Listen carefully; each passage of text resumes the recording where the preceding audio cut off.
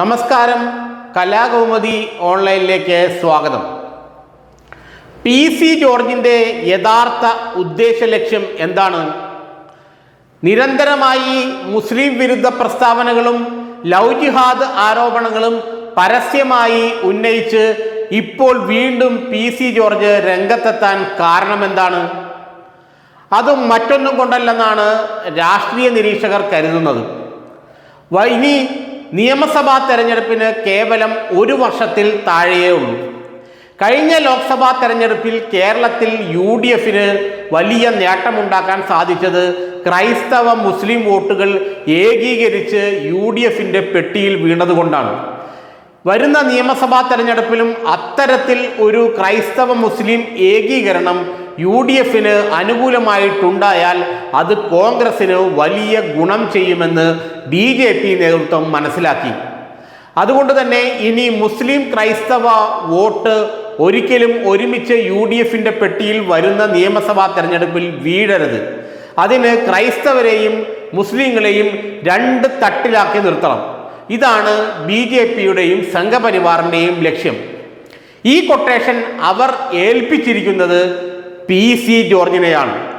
നിരന്തരമായ മുസ്ലിം വിരുദ്ധ പ്രസ്താവനകൾ ക്രൈസ്തവ വേദികളിൽ നടത്തിക്കൊണ്ട് PC ജോർജ് ലവ് ജിഹാദ് വിഷയവും മറ്റ് മുസ്ലിം വിരുദ്ധ പ്രസ്താവനകളും ജ്വലിപ്പിച്ചു നിർത്തുകയും അത്തരത്തിൽ ക്രൈസ്തവർക്കും മുസ്ലിങ്ങൾക്കുമിടയിൽ ഒരു വലിയ വിടവ് ഉണ്ടാവുകയും ചെയ്യുമെന്ന കാര്യം RSSനും സംഘപരിവാറിനും നന്നായി അറിയാം. അതുകൊണ്ട് അവർ ചെയ്യുന്നത് മുസ്ലിം ക്രൈസ്തവ ഏകീകരണം UDFന് അനുകൂലമായി വരുന്ന നിയമസഭാ തെരഞ്ഞെടുപ്പിൽ ഉണ്ടാകാതിരിക്കാൻ PC ജോർജിനെ കൊണ്ട് നിരന്തരമായി മുസ്ലിം വിരുദ്ധ പ്രസ്താവനകളും ലവ് ജിഹാദ് പ്രസ്താവനകളും ഇറക്കുകയാണ്.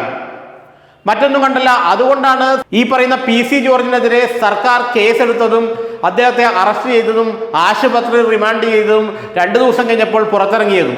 ഇതെല്ലാം സംഭവിക്കുമെന്ന് സംഘപരിവാറിനറിയാം. മുസ്ലിം വിരുദ്ധ പ്രസ്താവനയും ലവ് ജിഹാദ് പ്രസ്താവനയും PC ജോർജ് വീണ്ടും ഉന്നയിക്കുമ്പോൾ അത് മുസ്ലിം സമൂഹത്തിൽ നിന്നും ജോർജിനെതിരെ കടുത്ത എതിർപ്പ് ഉയർത്തും. ഈരാറ്റുപേട്ട യൂത്ത് ലീഗ് കമ്മിറ്റി കൊടുത്ത പരാതിയിലാണ് ഇപ്പോൾ ജോർജിനെതിരെ പോലീസ് കേസെടുത്തിട്ടുള്ളത്.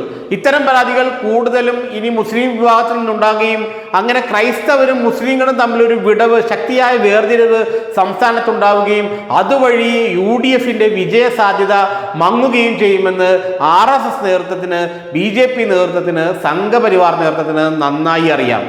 അതുകൊണ്ട് തന്നെ വീണ്ടും PC ജോർജിനെ കൊണ്ട് ഇത്തരം പ്രസ്താവനകൾ അവർ ഇറക്കുകയാണെന്നാണ് പറയപ്പെടുന്നത്. ഏതായാലും PC ജോർജ് ഏറ്റെടുത്തിരിക്കുന്ന കൊട്ടേഷൻ കൃത്യമായി അത് അഖിലേന്ത്യാ BJP നേതൃത്വത്തിൻ്റെതാണ്. അഖിലേന്ത്യാ BJP നേതൃത്വം നൽകിയ കൊട്ടേഷനാണ് ജോർജ് ഏറ്റെടുത്തിരിക്കുന്നത് എന്നതുകൊണ്ടാണ് പിണറായി വിജയൻ അദ്ദേഹത്തിനെതിരെ ചെറുവിരൽ അനക്കാതിരുന്നത്. ലവ് ജിഹാദ് പ്രസ്താവനയിൽ 400ഓളം പെൺകുട്ടികൾ മീനച്ചിൽ താലൂക്കിൽ നിന്നും ലവ് ജിഹാദ് മൂലം മുസ്ലിമായി പോയി എന്നുള്ള PC ജോർജിന്റെ പ്രസ്താവനയിൽ കേസെടുക്കേണ്ടെന്നാണ് ഇപ്പോൾ പോലീസ് തീരുമാനിച്ചിരിക്കുന്നത്. ഇതും ഉന്നതങ്ങളിൽ നിന്നുള്ള നിർദ്ദേശപ്രകാരമാണ്. കാരണം PC ജോർജിനെതിരെ കേസെടുത്ത് അത് കൂടുതൽ പ്രശ്നത്തിലേക്ക് വഴിവെക്കേണ്ട എന്നാണ് സംസ്ഥാന സർക്കാരിൻ്റെ നിഗമനം. PC ജോർജ് ഇനിയും ഇത്തരം പ്രസ്താവനകൾ നിരന്തരം നടത്തിക്കൊണ്ടിരിക്കും. കാരണം വരുന്ന അസംബ്ലി ഇലക്ഷന് മുമ്പ് വരെ അല്ലെങ്കിൽ വരുന്ന അസംബ്ലി ഇലക്ഷൻ വരെ ഈ ക്രൈസ്തവ മുസ്ലിം ഡിവൈഡ്, ആ ഒരു ഭിന്നത കേരളത്തിൽ നിലനിൽക്കണം. എങ്കിൽ മാത്രമേ BJP കരുതുന്ന പോലെ അവർക്ക് 6 മുതൽ 8 വരെ നിയമസഭാ സീറ്റുകൾ കേരളത്തിൽ പിടിക്കാൻ കഴിയുകയുള്ളൂ.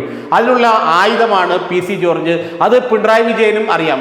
കാരണം 6 മുതൽ 8 വരെയുള്ള സീറ്റ് BJP കേരളത്തിൽ പിടിച്ചാൽ അത് UDFൻ്റെ, കോൺഗ്രസിൻ്റെ ചരമക്കുറിപ്പ് എഴുതുമെന്ന് മറ്റാരെക്കാളും നന്നായിട്ട് പിണറായി വിജയൻ അറിയാം. അതുകൊണ്ട് തന്നെ PC ജോർജ് പരമാവധി പറയുന്നെങ്കിൽ പറയട്ടെ, അതിൻ്റെ ഗുണമുണ്ടാകുന്നത് LDFനും ഇടതുമുന്നണിക്കാകുമെന്ന കൃത്യമായ ധാരണ പിണറായി വിജയനുമുണ്ട്. അതുകൊണ്ട് യഥാർത്ഥത്തിൽ BJPയുടെയും പിണറായി വിജയൻ്റെയും കൊട്ടേഷൻ തന്നെയാണ് PC ജോർജ് ഇക്കാര്യത്തിൽ ഏറ്റെടുക്കുന്നതിന് കൃത്യമായ ചില വിശകലനങ്ങളിലൂടെ നമുക്ക് എത്തിച്ചേരാൻ സാധിക്കുന്നത്. യഥാർത്ഥത്തിൽ പിണറായി വിജയൻ ആഗ്രഹിക്കുന്നതും RSS ആഗ്രഹിക്കുന്നതും എന്താണോ അതാണ് PC ജോർജ് പറയുന്നതും പ്രവർത്തിക്കുന്നതും.